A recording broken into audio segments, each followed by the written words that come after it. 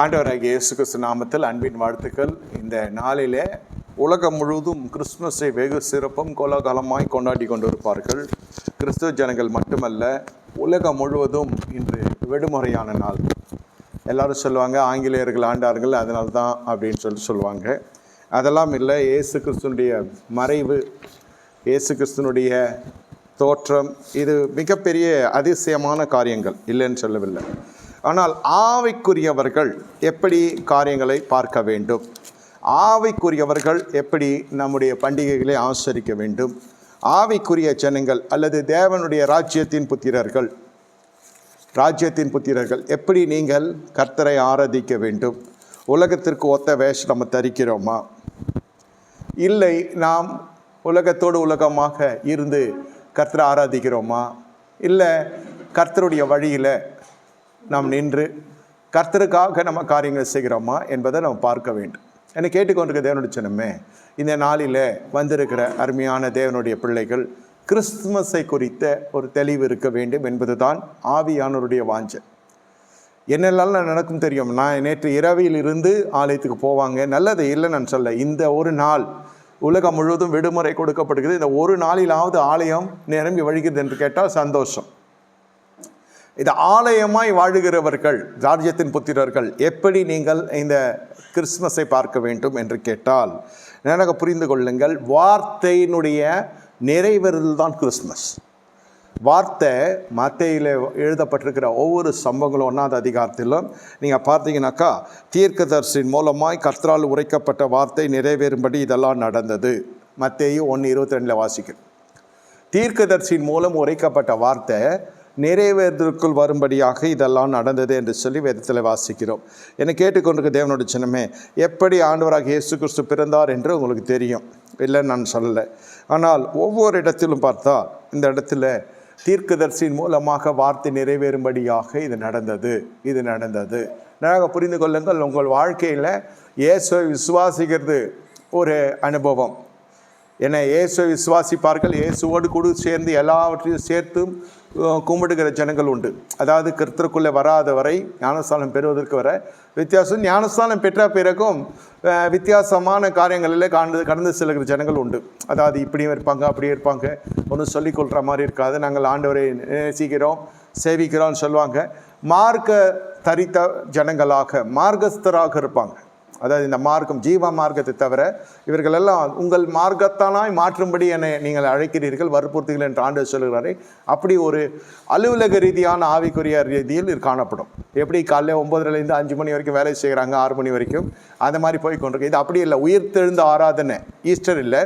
இது கர்த்தரை நீங்கள் முகமுகமாய் தரிசிக்கிற அளவுக்கு இந்த ஆராதனை கொண்டு போக்கும். என்ன? வார்த்தை சேர்த்து நீங்கள் தியானிக்கிற பொழுது, வார்த்தையினால்தான் இயேசு கிறிஸ்து பூமியிலே வந்தான். வார்த்தை இல்லாவிட்டால் ஒன்றும் நடக்காது. இந்த மத்தேயு 1ஆம் அதிகாரமும் ஆதியாகம புஸ்தகம் நீங்கள் இணைத்து பார்க்கிற பொழுது என்னென்னலாம் பிதாவாகிய தேவனுடைய வார்த்தை அவர் உதடுகளிலிருந்து வந்ததோ அவை அனைத்தும் சிருஷ்டிகளாய் காணப்பட்டது. நல்லா புரிந்து கொள்ளுங்க, அவை அனைத்தும் சிருஷ்டிகளாய் காணப்பட்டது.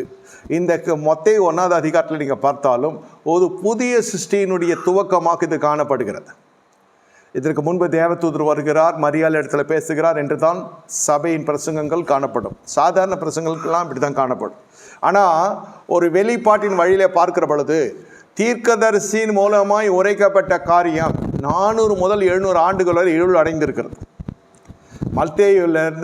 மல்கியாவிலிருந்து மத்தேயு வரை நீங்கள் பார்த்தீங்கன்னா இருள் அடைந்த ஒரு காலகட்டமாய் காணப்படுகிறது. அந்த சூழ்நிலையில் தான் இந்த வார்த்தை இந்த மரியாளுக்கு வருகிறது. கிருபை பெற்றவளே வாழ்க, நீ ஒரு குமாரனை பெற்றெடுப்பாய் என்றெல்லாம் வேதத்தில் வாசிக்கிறோம். அதே சமயத்தில் நீங்கள் புரிந்து கொள்ள வேண்டிய ஒரு காரியம் என்னவென்று கேட்டால், வார்த்தையின் மூலம் சிருஷ்டி உண்டாக்கப்படுகிறது. நடுவில் எல்லாம் மறைந்து போனது. உங்கள் வாழ்க்கையில் கர்த்தர் ஒரு வார்த்தை கொடுத்திருப்பார். அது எல்லாம் சூழ்நிலைகள்லாம் தலை மேலே ஏறி போய்விட்டது, இனி அது நடக்காது, இனி சூழ்நிலை சித்திக்காது என்பதை போல் இருக்கும்.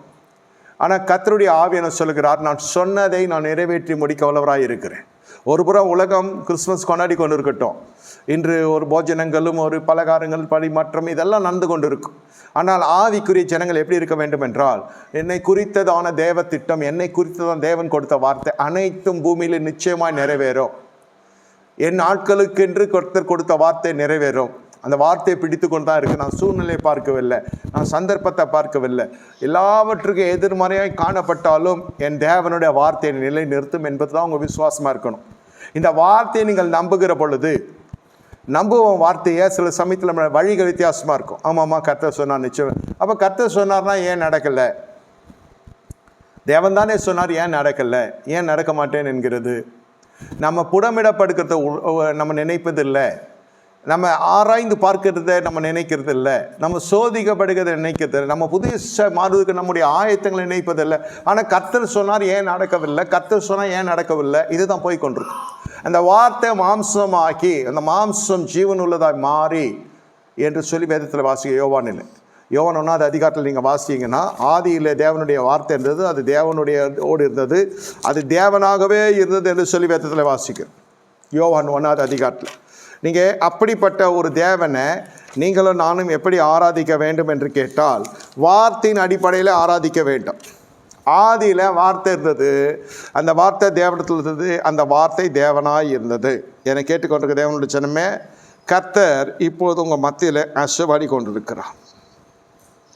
அந்த வார்த்தை மாம்சமாக்கி கிருபையினாலும் சத்தியத்தினாலும் நிறைந்தவராய் நமக்குள்ள வாசம் பண்ணினார், அவருடைய மகிமையை கண்டோம் என்று 14வது வசனம் வாசிக்கிறோம். என்னை கேட்டுக்கொண்டிருக்க தேவனுடைய ஜனமே, அந்த நாமம் தரிக்கப்பட்ட ஜனங்க உலகம் முழுவதும் இருப்பாங்க, வார்த்தை தரிக்கப்பட்ட ஜனங்க குறைந்து இருப்பாங்க.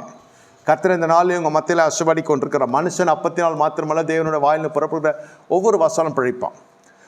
நீங்கள் எப்படி எடுத்துக்கொள்கிறது தெரியவில்லை.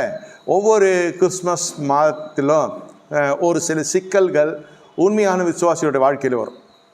அப்பொழுது அவங்க வாயில் இந்த புறப்படுகிற வார்த்தை என்னன்னு கேட்டால், ஐயா இந்த மாதத்தில் கிறிஸ்மஸ் வருது, பண்டிகையின் மாதம், நம்ம சொல்கிறது தான் இது.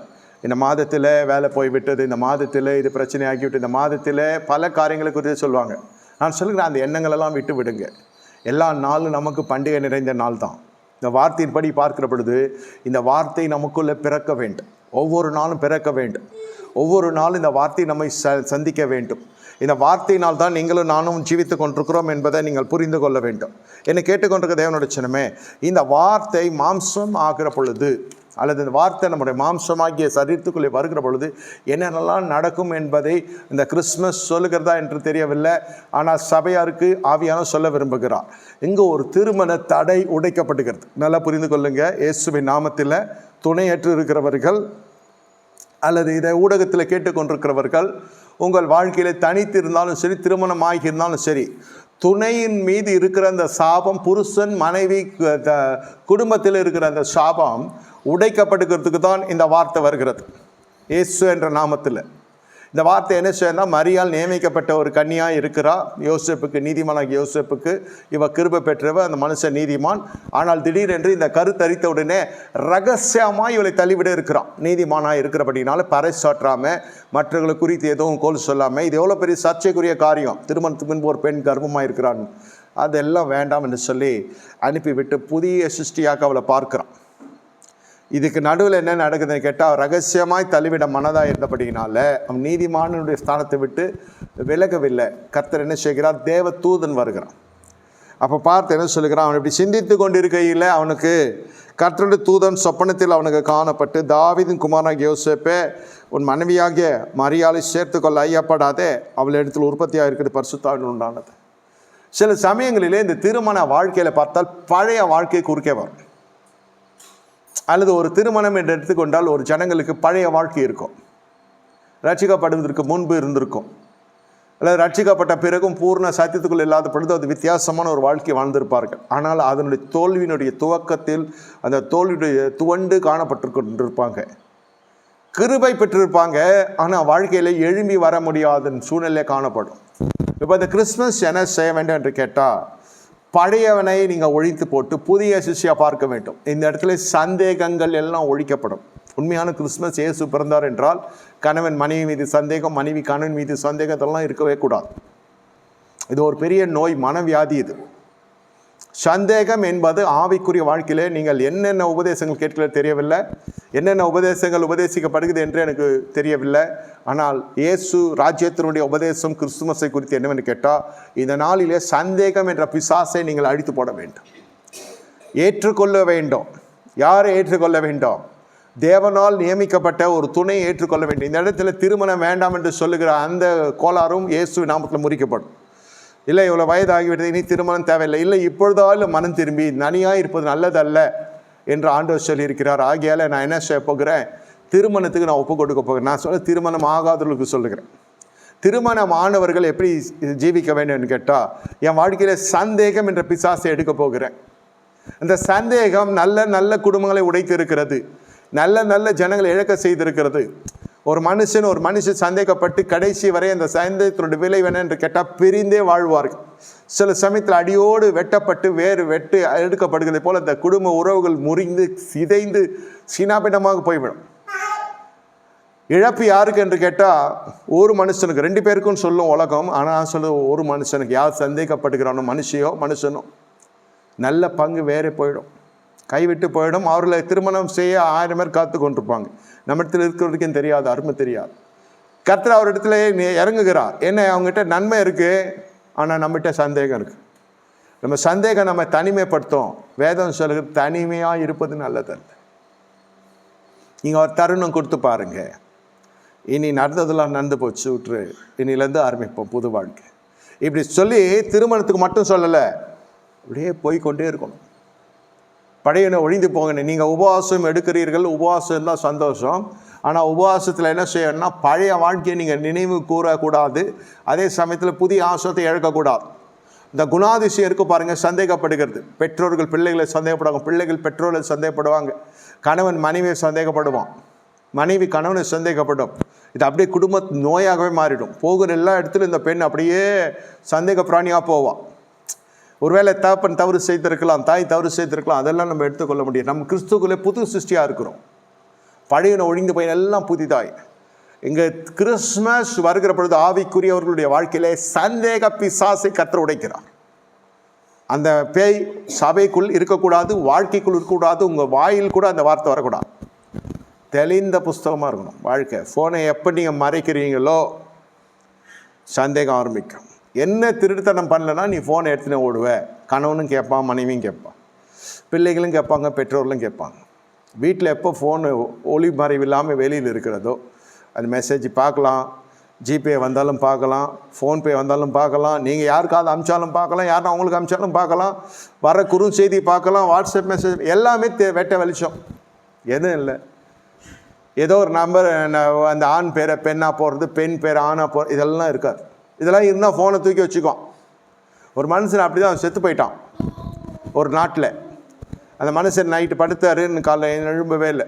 எனக்கு அறிமுகமான குடும்பம், ஆனால் நம்ம கூப்பிட்டு சொல்லி ரொம்ப வசனப்பட்டாங்க. இறந்துட்டாருன்னு சொல்லி வசனப்பட்டாங்க. அந்த ஈம காரியங்கள்லாம் முடிந்து, சோத்திர கோட்டெலாம் முடிந்து, அந்த ஃபோன் எடுத்துன்னு போய் ஃபோனு அந்த தெரியும் இல்லையா, பேட்டர்ன் லாக் ரிலீஸ் பண்ணாங்க, அன்லாக் பண்ணுவாங்க. அந்த நம்பர் ஏதோ போட்டிருந்தா அந்த இதெல்லாம் எடுத்து பார்த்தா வித்தியாசமான வாழ்க்கையை தொலைபேசியில் தெரிகிறது. ஆபாச படங்கள் என்ன, ஆபாச புகைப்படங்கள் என்ன, இந்த மனுஷனுடைய நிர்வாண படம், அந்த பெண்மணி, அந்த மாதிரி ஒரு 3 நம்பர் இருக்குது. 3 வித்தியாசமான பெண்கள். என்ன, இந்த மனுஷன் படுத்தான் எழும்பலை, அவ்வளோதான். அந்த பெண்மணி இந்த மனுஷன் உண்மையான மனுஷன் என்று சொல்லி வாழ்ந்து கொண்டே வந்தான். கர்த்தர் அவனை அப்படி எடுத்துக்கொண்டாரா என்னன்னு தெரியல நமக்கு. ஆனால் இது எவ்வளோ பெரிய சங்கடத்தை உண்டு பண்ணிச்சு தெரியுமா? ஒரு உண்மையற்ற வாழ்க்கை இருக்கிறவர்களுடைய வாழ்க்கையில் நான் களவு செய்கிறனா இருந்தா, நான் ஒரு களவாளி மாவனாக இருந்தா, யாரை பார்த்தாலும் அப்படி தான் தோணும். அவன் ஏதோ செஞ்சுருக்கான், இவன் ஏதோ பண்ணியிருக்கான். இந்த பாலியல் சர்ச்சை என்பது ரொம்ப உச்சக்கட்டல். செய்கிறவன் ஒருத்தனா இருந்தாலும் அதை சிந்திக்கிறவன் ஆயிரக்கணக்கான ஜனங்க சிந்திப்பான். யாரை பார்த்தாலும் அந்த கண்ணோட்டிலே பார்ப்பாங்க. இது ஏமாற்றப்பட்டோம், இது ஏமாற்றப்பட்டுட்டோம், இல்லை ஏமாற்றிடுவாங்க, இவன் கண்டிப்பாக என்னை விட்டு போயிடுவா, இந்த மனுஷனை ஏமாற்றிட்டு போயிடுவான், யாரையோ வச்சுருக்கான், யாரையோ பார்த்துட்டு இருக்கா, இதில் அக்கமத்துலலாம் சொல்லிட்டு வர போவாங்க. இன்னும் பெரிய குறமையாயிடும். நீங்களே என்ன செய்றீங்க, காமிச்சு கொடுக்குறீங்க. வேலையாக இருக்க வேண்டிய நீங்கள் எல்லா மறைப்பையும் எடுத்து போட்டுறீங்க. ஒரு சின்ன பொறி பட்டால் போதும், குடும்பத்துக்குள்ளே மற்றவர்களுள்ளே வந்துடுவாங்க. தேவதூதன் பார்க்குறான், நீதிமான குடும்பத்தில் எழும்பி சொல்கிறான், நீ ஐயாப்படாத, கிறிஸ்மஸில் நீ ஐயாப்படாத, அவளை சேர்த்துக்கொள்ள ஐயாப்படாத, அவள் பெற்றெடுக்க போகிற வித்து கிறிஸ்துவினுடைய வித்து, அதாவது இயேசு என்று நீ பெயரிடுவாயாக, அவளுக்கு இயேசு என்று பெயரிடுவாங்க என்று அவர் உலகத்தின் தம் ஜனங்களின் ஏனெனில் அவர் தமது ஜனங்களின் பாவங்களை நீக்கி அவர்களை ரட்சிப்பார் என்று எழுதப்பட்டிருக்கிறது. என்ன, அவள் இம்மானுவேல் என்று பெயரிடுவாக என்று எழுதப்பட்டிருக்கிறது. தேவன் நம்மோடு கூட இருக்கிறார் என்ற அர்த்தம் என்று சொல்லி. அடுத்தது 25வது வசனம் பார்த்தீங்கன்னா, மாம்ச பிரியம் இல்லை. யோசேப்பு அது முதற் பெயரான குமாரனை பெருமளவும் அவளை அறியாதிருந்தால் அவளுக்கு இயேசு என்று பெயரிட்டான். யோசேப்பிடத்தில் எப்படி கிறிஸ்துமஸ் காணப்படுகிறதுனா, சரீர பிணைப்பு இல்லை, இருக்கக்கூடாதுன்னு சொல்ல, ஒரு குறிப்பிட்ட காலம் வரை, அதாவது எனக்கு வந்தே ஆகணும், இந்த அடம் பிடிக்கிறது, இது பிடிவா, மாம்ச சிந்தை அழிக்கப்படுகிறது தான் கிறிஸ்துமஸ். தாம்பரிய வாழ்க்கையை வேதம் வரவேற்கிறது, இல்லைன்னு சொல்லலை. ஆனால் காரண காரியங்கள் இருக்கிறது, சில நியாயமான காரண காரியங்கள் இருக்கிறது. இந்த இடத்துல ஒரு தேவனுடைய திட்டம் போகிறது. அவளை அறியாதிருக்கும்படி கர்த்தருடைய வார்த்தை சொல்லுகிறது. அதுவரை அறியாதிருக்கிறான். அது பிறகு அவர்களுக்கு பிள்ளையெல்லாம் பிறக்கிறது. அறியாமலும் இருக்கக்கூடாது, அறிந்து கொண்டே இருக்கவும் கூடாது. அதான் விஷயம்.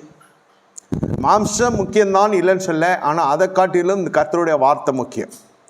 எப்போ யார் இதற்கு முக்கியத்துவம் கொடுக்கிறார்களோ அவருடைய வாழ்க்கையில் கிறிஸ்து பிறக மாட்டான்.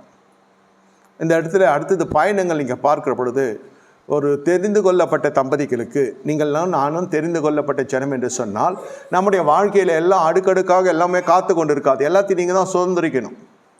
இந்த இடத்துல இவர்கள் போகிறாங்க, வீட்டு பிரச்சனை வந்து விடுகிறது. நம்ம நேர மாதம் கர்ப்பிணி, தலை சாய்க்க இடம் இல்லை.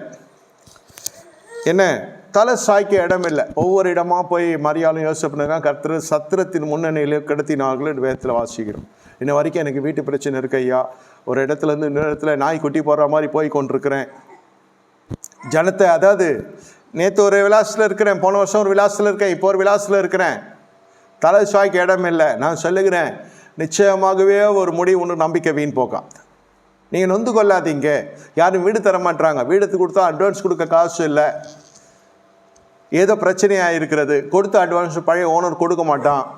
நல்ல ஓனருக்கு நல்ல டெனண்ட் கிடைக்க மாட்டான், நல்ல டெனண்ட்டுக்கு நல்ல ஓனர் கிடைக்க மாட்டான். இந்த மாதிரிலாம் நிறைய காரியங்கள் உங்கள் வாழ்க்கையில் போய் கொண்டிருக்கும். கர்த்தர் இந்த நாளில் சொல்லுங்க, வீட்டு பிரச்சனை இருக்கிறதா, உனக்கு திருமண பிரச்சனை இருக்கிறதா, உனக்கு குடும்ப பிரச்சனை இருக்கிறதா, உன் வாழ்க்கையிலே இதற்கெல்லாம் வழியை கர்த்தருடைய வார்த்தை கொடுத்து கொண்டிருக்கிறது. நிச்சயமாகவே ஒரு முடிவு ஒன்று நம்பிக்கை வீண் போகும். ஏன் கர்த்தர் என்னை இந்த பாடுகளை நடத்துதான்னு கேட்டால், எல்லாவற்றுக்கும் நான் அறிந்தவனாக இருக்க வேண்டும், மற்றவருடைய கஷ்டம் எனக்கு தெரிய வேண்டும். இது பிறந்ததன் காரணமே என்னவென்று கேட்டால், சிலுவையில் பலியாக வேண்டும் என்று தான் இந்த குழந்தை இயேசு பூமியில் கர்த்தர் கட்டளை எடுக்கிறார். நம்முடைய பாவங்களுக்காக இவர் மட்டும் வராவிட்டால் நம்முடைய வாழ்க்கை வித்தியாசமாக போயிருக்கும். அநேக ஜனங்கள் கிறிஸ்துவை ஏற்றுக்கொண்டதுனால ஜீவித்து கொண்டிருக்கிறாங்க.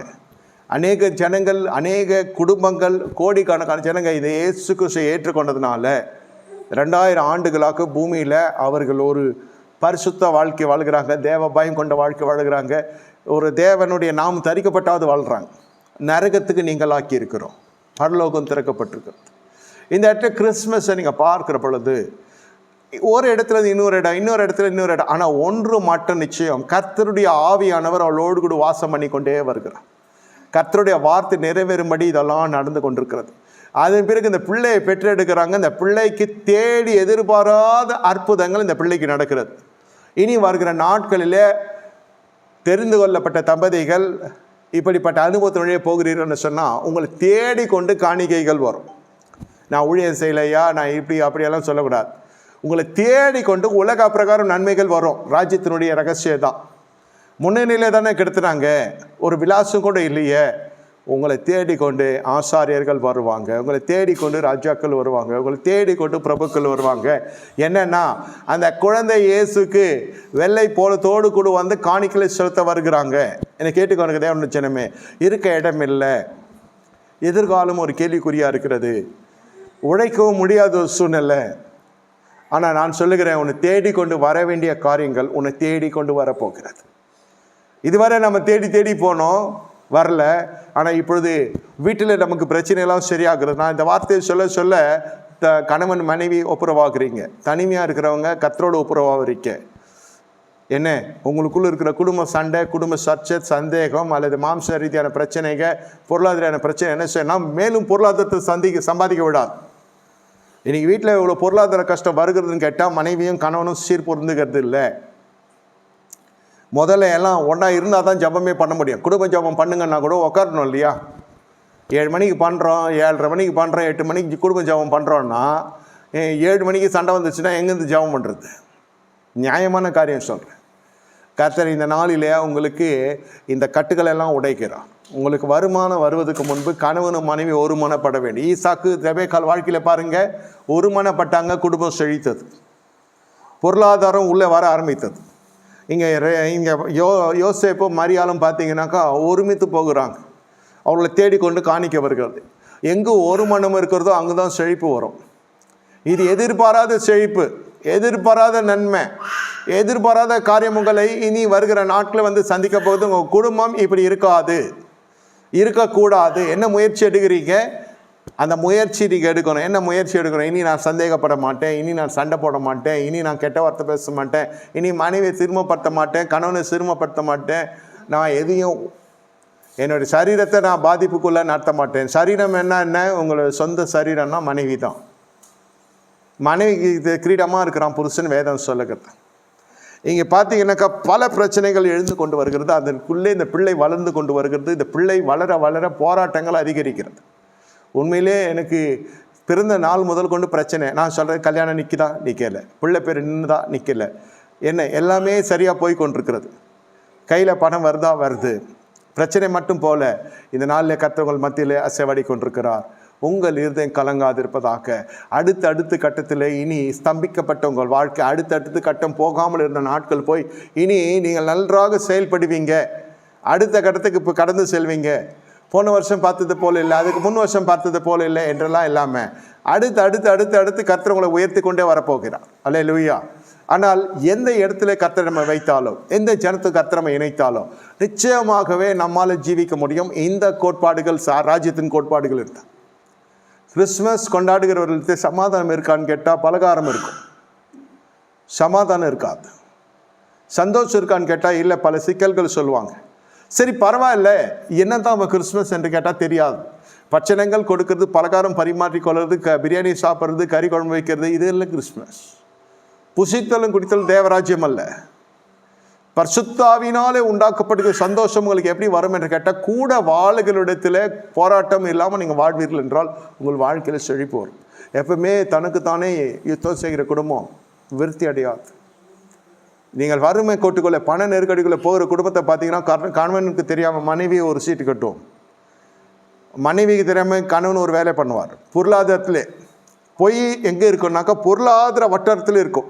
ஒன்று தாய் வீட்டுக்கு திருடி கொடுக்கறது இருக்கும், இல்லை புருஷன் மனைவிக்கு தெரியாமல் எதையாவது ஒன்று செய்யறதா இருக்கும், எந்த விபச்சாரம் இருக்காது, வேசியதாக இருக்காது.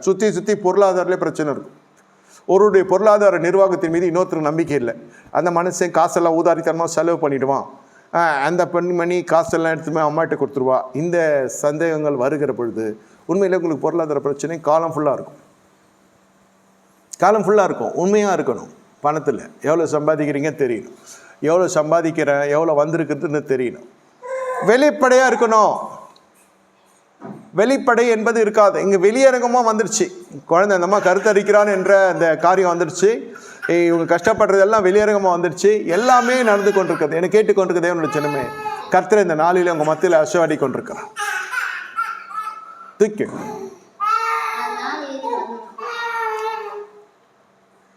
கர்த்தர் இந்த நாளில் உங்கள் மத்தியில் அசைவாடி கொண்டிருக்கிறார். ஒரு ஒளி மறைவற்ற ஒரு நிலை உங்கள் வாழ்க்கையில் இருக்கிற பொழுது உங்கள் வாழ்க்கையில் இந்த பண கஷ்டம் என்பது இருக்காது. அது தசமாக கொடுக்க முடியல, இந்த மனுஷன் ஒன்றும் ரட்சிக்கப்படல. சரி, சில தேவனுடைய நீதி, தேவனுடைய நியாயம், அது தேவன் அறிவார். ஆனால் மற்ற காரியங்கள் எல்லாம் நம்பிக்கை சம்பாதிகள் நடந்து கொள்ளுகிறீங்களா இல்லையா? மனைவி ஆனவளுடைய மனசில் சொல்கிறேன், புருஷனை நம்புகிறான். வேதம் சொல்லுங்க, புருஷனுடைய இருதயம் உன்னை நம்பும். இன்னைக்கு உன்னசாலியன் ஸ்ரீயாக இருந்தால் புருஷனுடைய இருதயம் உன்னை நம்பும். அங்கே எங்கே நம்புறதில்ல பொருளாதாரம். இந்த பெண்மணி காசு எடுத்துமே அவங்க அம்மா வீட்டில் செலவு பண்ணுறோம். அப்போது பெரிய அது வாங்கி சாப்பிட்டு நல்லா தான் இருக்கும். இல்லை தாயும் பிள்ளைகளும் ஒரு குடும்பத்தில் ஒன்றா இருப்பாங்க, தாயும் மகள்களும் ஒன்றா இருப்பாங்க, புருஷன் தனியாகிடுவான். அதாவது இவங்கெல்லாம் ஒரு டீம் ஆகிடுவாங்க, அவர் தனியாக்கிடுவாங்க. இல்லை தகப்பனும் மகள்களும் மகன் எல்லாம் ஒன்றாயிடுவாங்க, இந்த அம்மாவை தனியாக்கிடுவாங்க.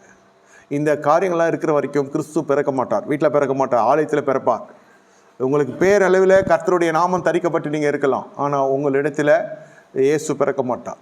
உண்மை உள்ள மனுஷன் பரிபூர்ண ஆசீர்வாதம் பெறுவான். எந்த கிறிஸ்மஸ் வந்தாலும், எந்த நியூ இயர் வந்தாலும் வாக்குத்தத்தங்களுக்கு பஞ்சம் இல்லை, தீர்க்கதரிசனம் பஞ்சம் இல்லை. ஆனால் ஏன் எதுவும் நடக்கிறது இல்லை? கர்த்தர் இந்த நாளில் உங்கள் மத்தியில் அசுவாடி கொண்டிருக்க.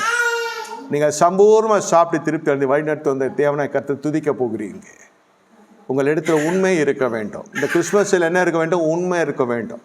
உண்மை உங்கள் இடத்துல தான் சத்தியம் தேடி கொண்டு வரும். இது சத்தியமற்ற இடத்துல இருக்கிறாங்க, ஏன்னா என் இடத்துல உண்மை இல்லை. நல்ல போதகர்களை கர்த்தர் தரணும். உத்தம விசுவாசிகளுக்கு கர்த்தர் நல்ல போதகர்களை தருவார். உத்தமம் இல்லாமல் உண்மையற்று இருக்கிற விசுவாசிகள் உண்டு. இந்த இடத்துல கர்த்தர் போகிற வரைக்கும் கடைசியில் நீங்கள் பார்த்தீங்கன்னாக்கா 2வது அதிகாரத்தில் நாசரேத் என்னும் ஊரில் வந்து வாசம் பண்ணினான், நசரேயன் எண்ணப்படுவார் என்று தீர்க்கதரிசனம் உரைக்கப்பட்டு நிறைவேறும்படி இப்படி நடந்தது. ஆரம்பித்ததும் தீர்க்கதரிசிகளால் ஒரு உரைக்கப்பட்டு நிறைவேறும்படி நடக்கிறது. கடைசியில் வாசம் பண்ணுகிற இடம் எங்கே? கர்த்தர் தெரிந்து கொள்ளப்பட்ட வாசஸ்தலத்தில் அவங்க கொண்டு வருகிறாங்க. அநேகருக்கு இட மாறுதல்கள் உண்டாகும், பயப்படாதீங்க, தூரமாக போக மாட்டீங்க. கர்த்தர் உங்களை எங்கு கொண்டு வந்து நிறுத்த வேண்டும் என்று விரும்புகிறாரோ அங்கே நிறுத்தப்படுவீங்க. இனி அந்த பழைய வீட்டில் நீங்கள் இருப்பதில்லை. இயேசுவின் நாமத்தில் பழைய எகிப்தினுடைய வீட்டில் நீங்கள் இருப்பதில்லை. நீங்கள்லாம் அருகிலே வந்துடுவீங்க. கர்த்தர் உங்களை கொண்டு வருகிறார். கிட்டத்திலே கர்த்தர் கொண்டு வருகிறார். பாத்திரம் நிரம்பி வழிய போகிறது. ஹல்லேலூயா. பாலும் தேன் ஓடுகிற நேசத்தில் கர்த்தர் அந்த நடத்தி கொண்டு வர்றார். முன்னணியில் இல்லை. இப்போ நாசரேத் என்னும் ஊரில் கொண்டு வந்து வாசம் பண்ணுகிறார். இப்போ முன்ன மாதிரி நம்ம அழிஞ்சு திரியிறதில்லை. இப்போ கிறிஸ்மஸ் என்று சொன்னால் உண்மை வருகிறது, சத்தியம் வருகிறது, வழிநட்டு வருகிறது, பாடுகள் வருகிறது. எல்லா விதத்திலும் இவர்கள் என்ன செய்கிறாங்க? அந்த குழந்தையை காத்து கொண்டே வருகிறாங்க. நீ பெற்று எடுத்த ரட்சிப்பை காத்து கொண்டு வருகிற பொழுது கர்த்தர் உங்களுக்கு என்ன செய்ய போகிறார்? சகலவித நன்மைகளையும் பூமிக்குரிய நன்மைகளை கர்த்தர் தரப்போகிறார். என்னை கேட்டுக்கொண்டு தேவனோட சின்னமே, நாசரேத் என்னும் ஊரிலே வந்து இவர்கள் வந்து தங்குகிறாங்க. நடுவில் பல இடத்துக்கு போகலாம் என்று இவங்க நினைக்கிறாங்க. என்ன? சொப்பனத்தில் தேவனால் எச்சரிக்கப்பட்டு இவர்கள் வழி நடத்தப்படுகிறாங்க. சொப்பனங்கள் என்பது தேவனுடைய வழியிலிருந்து வருகிற ஒரு ஆவிக்குரிய ஒரு தொடர்பு, ஆவிக்குரிய ஒரு ஊடகம் என்றே சொல்லலாம். சொப்பனங்கள் கர்த்தர் சொப்பனத்தில் காட்டுவார், நம்ம பாதை சரியா, நம்ம போகிற வழி சரியா, இப்படி என்று. இது ராஜாக்கள் கோபம் அடைகிறாங்க, இந்த குழந்தையை கொலை செய்யும்படி நிறைய நினைக்கிறாங்க. எல்லாமே நடந்து கொண்டு தான் இருக்கும். மத்தேயு 1-2 அதிகாரத்தில் முழு வேதத்தில் காணப்படுகிற வாழ்க்கை, விசுவாசியோட வாழ்க்கையில் காணப்படுகிறது அப்படியே நடக்கும். அந்த குழந்தையை கொள்வதற்கு ஏரோது தீர்மானிக்கிறான், பார்வோன் தீர்மானிக்கிறான், இப்படி அப்படி அப்படி இப்படி அலசரிப்பட்டு இந்த 2025 கிறிஸ்துமஸ் வரைக்கும் உங்கள் வாழ்க்கை அப்படி தான் இருந்திருக்கும்.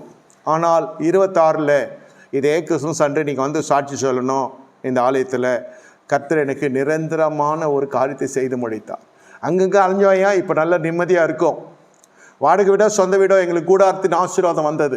இந்த கூடாரத்துக்குள்ளே போகிற பொழுது தெரிந்து கொள்ளுங்க, ஜபம் இருக்கணும். காலையில் இருக்கணும், இரவில் இருக்கணும். ஒரு நிமிடமாவது நீங்கள் ஜெபிக்கணும். குறைஞ்சபட்சம் குடும்ப ஜபம் இருந்தால் சந்தோஷம்.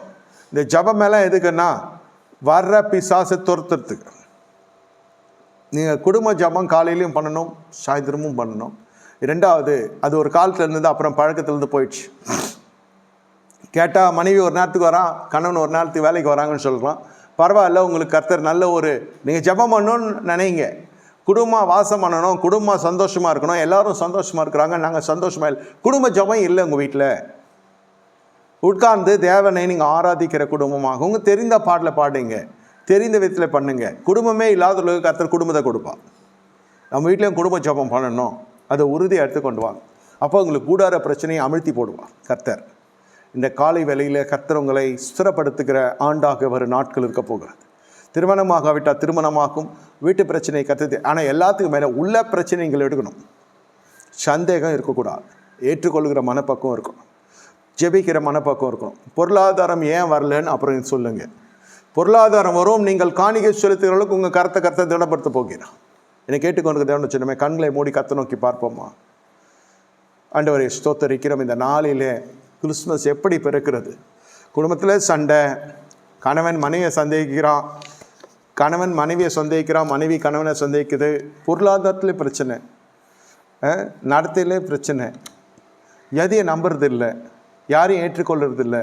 இப்படி பல தரப்பட்ட பிரச்சனைகள் உங்கள் வாழ்க்கையில் வந்து கொண்டு போகிற காரணம் என்ன? உண்மையற்ற ஜீவியம். ஃபோனை பார்த்தா கோவம் வரும், பணத்தை பார்த்தா கோவம் வரும், எடுக்காதன்னுவான், இது பண்ணாத அது பண்ணாதன்னுவான். ஏன்? ஒரு மனம் கிடையாது. மனைவி ஒத்துக்காத அந்த அம்மா எது சொன்னாலும். எவ்வளோ தேவைகள் இருக்குது, குடும்பத்தை நிர்வகிக்கிற ஆண் மனைவி எல்லாம் உட்காந்து தீர்மானிக்கணும். இந்த பொருள் வாங்கிறதுக்கு முன்னே தீர்மானிக்கணும், இந்த இடத்துக்கு போகிறதுக்கு முன்னே தீர்மானிக்கணும். நம்ம சீக்கிரம் போகணும் ஆலயத்துக்கு, கர்த்தருடைய ஆசீர்வாதத்தை பெறணும். தாகம் இது ஞாயிற்றுக்கிழமை காலையில் இருக்கக்கூடாது, சனிக்கிழமை இரவே நீங்கள் ஆயத்தமாயிடும். அப்போயே ட்ரெஸ் எடுக்கிறது, அயன் பண்ணுறது எல்லாத்தையும் பண்ணி வச்சுட்டு காலைல குளிச்சமாக உடுத்துறோமா நேராக வந்துடணும். மீதி எல்லாம் கர்த்தர் பார்த்துக்கிறார். யாரும் டிஃபன் எல்லாம் ஒன்றும் பிரச்சனை கிடையாது, எல்லாம் இங்கேயே பார்த்துக்கிறோம். கர்த்தர் உங்களை ஆசீர்வதிக்கிறார். நேரத்துக்கு நம்ம கர்த்தருடைய வழியில் நிற்கிற பொழுது எல்லா ஆசீர்வாதம் நமக்கு காத்திருக்கும். இந்த கிறிஸ்மஸ்லேருந்து இது பெரிய விதமாக நான் சொல்ல, கிறிஸ்மஸ்னு உலகம் சொல்லுது இல்லையா, நீ கிறிஸ்மஸ் ஆனாலும் சொல்கிறேன். ஏசு இப்படி பிறக்கணும். எப்படி பிறக்கணும்? நான் சந்தேகப்பட மாட்டேன், நான் உண்மை உள்ளவனா இருப்பேன், உண்மை உள்ளவளாக இருப்பேன். கர்த்தருக்கு அடுத்த விஷயத்தில் சொல்கிறேன், கர்த்தருடைய வழிகளில் சொல்கிறேன், கர்த்தருக்காக சொல்கிறேன். தடைகள் உடைக்கப்படுகிறது, சட்ட சிக்கல்கள் தீர்த்தி வைக்கப்படுகிறது. அற்பமா என்றது மனைவி, அற்பமா என்றது கணவன், அற்பமா என்றது. ஒருவேளை படிப்பு இருக்கலாம், திறமை இருக்கலாம், அந்தஸ்து இருக்கலாம், உலக பிரகாரமாக எப்படியே திருமணம் விபத்து போல் விவாகம் நடந்திருக்கும். அதை வச்சுட்டு அந்த மனுஷனையோ அந்த மனுஷையோ சிறுமப்படுத்துகிற பொழுது உங்கள் வளர்ச்சி ஸ்தம்பிக்கப்படும். இங்கே கிறிஸ்து குழந்தை இயேசு கையில் வைத்து அலையிறாங்க. சரி, அலையிறாங்க, ஒரு இடத்துல ஸ்தம்பித்து இல்லை, அவங்க இப்படி அப்படியே அசைவாடுறாங்க, அலைந்து திரிகிறார்கள் என்பதை போல் இருந்தாலும் ஒரு பலு அவங்க வாழ்க்கையில் இல்லாமல் அவங்க முன்னேற்றத்தின் பாதையிலே போகிறாங்க. ஒவ்வொன்றும் அப்படி இல்லை, மாட்டுச்சுனாக்கா உக்காந்துச்சுன்னா உட்காந்த மாதிரி இருக்கும் வாழ்க்கை. எப்படியுமே எழும்ப முடியாத அளவுக்கு ஒரு அழுத்தம் இருக்கும். வாழ்க்கையில் வளர்ச்சி இருக்காது, கடன்கள் இருக்கும். வளர்றது போல் காட்டுறதுக்கு கடன் வாங்கி செலவு பண்ணி கொண்டிருப்பாங்க. அந்த கடனை நியாயப்படுத்துவாங்க. ஏன் கடன் வாங்கக்கூடாது, கடன் வாங்க ஒன்றும் பண்ண முடியாது, நம்மளாலாம் வர முடியாது, ஏன்னா வாழ்க்கையில் உண்மை இல்லை. இந்த நாளில் கர்த்தர் மத்தியில் ஆசீர்வாடுகிறார். தேவரீர் என் கண்களை திறந்தமைக்கு ஸ்தோத்திரம். இதெல்லாம் நான் தீர்க்கதரிசனம் சொல்லியிருக்கிறேன். உங்கள் வாழ்க்கையில் பெரிய ஆசீர்வாதங்கள் வரப்போகுது. கண்களை மூடி கர்த்தரை நோக்கி நாம் பார்க்க போகிறோம். ஆண்டவரே ஸ்தோத்தரிக்கிறோம். கர்த்தர் என்னோடு பேசினான்னு சொல்லுகிறவங்க உங்கள் கரங்களை உங்கள் இருத்தில் வைத்து கொள்ளுங்க. இந்த சொன்ன வார்த்தைகள் அத்தனைக்கும் நீங்கள் ஒப்பு கொடுக்குறீங்க. நீங்கள் அதை செவி சாய்த்து நீங்கள் பூமியில் நடத்த கர்த்தர் கிருபை தரப்போகிறார். ஆண்டவரே, நான் இருந்து கரை வைத்த ஜனங்களை ஆசீர்வதி, அற்புதங்களை கர்த்தர் செய். இவர்கள் வாழ்க்கையில் இனி சமாதான குலைச்சல் என்பதற்கூடாது. யாரும் உங்கள் சமாதானத்தை கெடுக்க முடியாது. நீங்கள் சமாதானக்காரனாக இயேசு கிறிஸ்து பிறந்தார் என்றால் சமாதானம் இருக்கும், சந்தேகம் செத்து போகும், உண்மை இருக்கும், பொய்மை மறந்து போகும். ஸ்திரமான ஒரு வாழ்க்கையை கர்த்தர் தரப்போகிறார். தேவரீர் இறங்கும் என்று பிள்ளையற்றவர்களை பிள்ளையோடு கொண்டு வாரும். ஆண்டவரே, கல்யாணம் இல்லாத ஜனங்களை கல்யாணம் பண்ணி திருமணத்தோடு கர்த்தர் இணைக்க கர்த்தர் கிருபைத்தார். குடும்பத்திலே சண்டை சர்ச்சையாக இருக்கிற ஜனங்களுக்கு சமாதானத்தை கொடுத்து, சந்தோஷத்தை கொடுத்து, உண்மையை கொடுத்து ஆசீர்வதி. இயேசுவின் தெளிக்கிறோம், இயேசுவின் நாமத்தில் பிதாவே, ஆமென். என் ஆத்மாவே கர்த்தரை ஸ்தோத்திரி, முல்லை பரிசுத்தநாமத்தை ஸ்தோத்திரி. ஆத்மாவே கர்த்தரை ஸ்தோத்திரி, கர்த்தர் சகல உபாலை மறவாது. கர்த்தராகிய இயேசு கிறிஸ்துவின் கிருபையும் பிதாவாகிய தேவனுடைய அன்பும் பரிசுத்த ஆவியானவரும் நம்ம அனைவருக்கும் சதா காலம் செல்ல பரிசுத்தவான் கூட இருப்பதாக. ஆமென், ஆமென். வரும் புது ஆண்டு ஆராதனை 10:30 மணிக்கு காலையில் இருக்கும், சாயந்தரம் இருக்கும். 10:30 மணிக்கு இரவு ஆராதனை. 10:30 மணிக்கு இங்கே ஸ்டார்ட் பண்ணுறோம். 10:30 மணிக்கு வந்துடுங்க. 1 மணி 1:30 மணிக்கெலாம் நம்ம கிளம்பிடலாம். பாடி ஆராதித்து திருவிருந்து இருக்கிறது. ஞானஸ்தானம் எடுத்தவர்கள் ஆயத்தமாவாங்க. ஞானஸ்தானம் எடுக்காதவர்கள் ஞானஸ்தானம் எடுப்பதற்கு உங்களுக்கு பயிற்சி வகுப்பு இருக்குது. அதெல்லாம் பார்த்துட்டு தான் உங்களுக்கு ஞானஸ்தானம் கொடுக்க முடியும். நீங்கள் ஆயத்தமாக இருந்தால் உடனே கொடுக்க மாட்டோம், ஞானஸ்தானம் பார்த்து தான் கொடுக்க முடியும். ஆனால் ஞானஸ்தானம் எடுத்தவங்க அன்றைக்கி ஆயத்தமாக வந்துடுங்க. உபாசித்து வருகிறவங்க தயவுசெய்து உபாசித்து வாங்க. புது ஆண்டு ஆராதனையில் புதிய ஆசீர்வாதத்தோடு நம்ம கடந்து செல்லணும். அதே மாதிரி ஆன்லைனில் இருக்கும், 10:30 ஆன்லைனில் இருக்கும். ஆன்லைன் கலந்து கொள்ளணும், தயவுசெய்து கலந்து கொள்ளுங்கள். கர்த்தர் உங்களை ஆசீர்வதிப்பார். அப்போ இனிய கிறிஸ்மஸ் நல்ல வாழ்த்துக்கள். கர்த்தர் உங்களை ஆசீர்வதிப்பாராக. நன்றி.